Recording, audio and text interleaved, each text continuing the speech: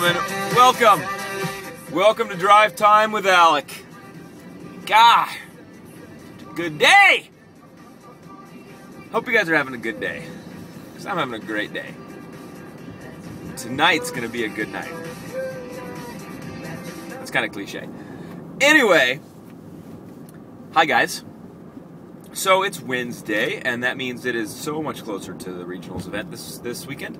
And so, if you're around Southern California, come to the Cal State Long Beach. I said the arena, the Cal State Long Beach arena. I don't know. I don't think we're in the pyramid. I think we're outside. But the CrossFit International regional event, regional qualifier for the CrossFit Games is this weekend.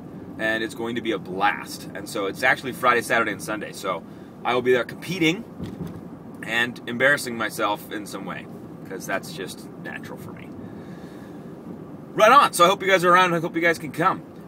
Today, Chris Bondurant, I don't know how to pronounce your last name, Chris, I'm sorry. I butchered that. But, good guy, we're Facebook buddies, we chat often and on. And he sent in some cool stuff to talk about, and two things kind of overlay, and I wanted to kind of combine them and talk about that for a few minutes, which are habits and stress.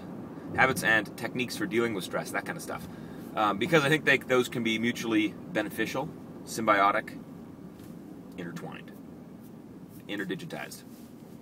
So, by the way, I will challenge you something awkward right now. I want you to go ahead and interdigitize with a friend sometime today. Guy or girl, don't care. Just grab their hand and just go for the intimacy. Just put those fingers right in there. See how, just maybe in a handshake, and then just be like, here you go, and just stare at them. Yeah, it's awesome. Takes it to the next level. Takes that relationship to the next level, and that's what I'm about. So that's my challenge for you today. But dealing with stress and habits that can cope dealing with stress. See, most people have really bad habits. It's okay. I totally do too, and a lot of those run our lives in ways that we definitely don't like. But these are ingrained things that we just do over and over again with really bad intentionality, and just kind of we act the way we don't want to act. It's a very human trait. And so a lot of us have those habits when stress comes around. And so typically with stress, people resort to food, they resort to bad food and alcohol and candy and sugar and anything, just really, really horrible things. So a lot of stress coping mechanisms is eating. That's bad. Basically because it's creating you to be physically something I don't think anyone wants to be, which is, big, fat, and unhealthy, really, right? Maybe some people want to be that. I'm sorry if that's you, and I totally just offended you. My bad. Don't watch Drive Time with Alec then, if that's what you want to do, because I definitely push against that all the time. So, that's a really unhealthy habit. Some people will not exercise as a stress reliever because they believe exercise causes stress, therefore no exercise. So maybe they're on an exercise regimen and they get stressed out at work, and instead of going to exercise, they go, I'm not exercising tonight, screw it, stressful day, go home and eat. So instead of a little double negative there. So I don't have a perfect answer for this to give somebody just massive clarity and be like, ding, and then they're like, oh my God, thank you for Drive Time with Alec. That just solved all my stress problems and gave me good habits. No, it doesn't work like that. You have to take control of your life, figure out what your bad habits are, and figure out what you want your good habits to be, and find ways to make that a reality for your life. That's the bottom line here.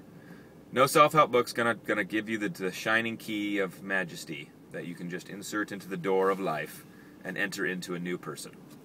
God, that was a horrible metaphor, but you were following it the whole time, and that's what I like about you.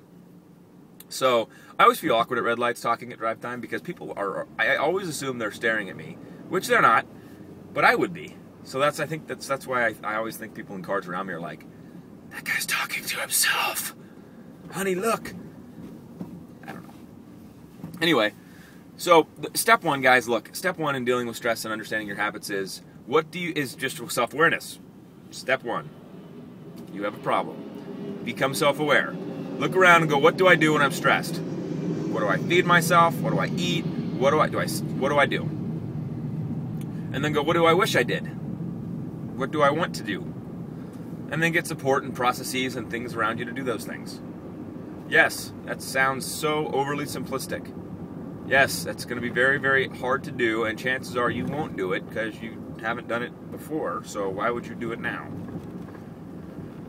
You know, this all ties into change, and, you know, because stress is going to be there all the time. You're never going to have a life without stress. In fact, I don't think a life is worth living without stress. Stress is a fantastic thing in our existence. It pushes against us. It causes us to change. It causes us to respond. It can create opportunities for us to become who we are. I think stress is all good. I think if you live a life without stress, you're not living on the edge enough. Okay, maybe a little extreme, but go with me. So, I can't tell you how to fix yourself, guys. Not on a drive time with Alec. Sorry.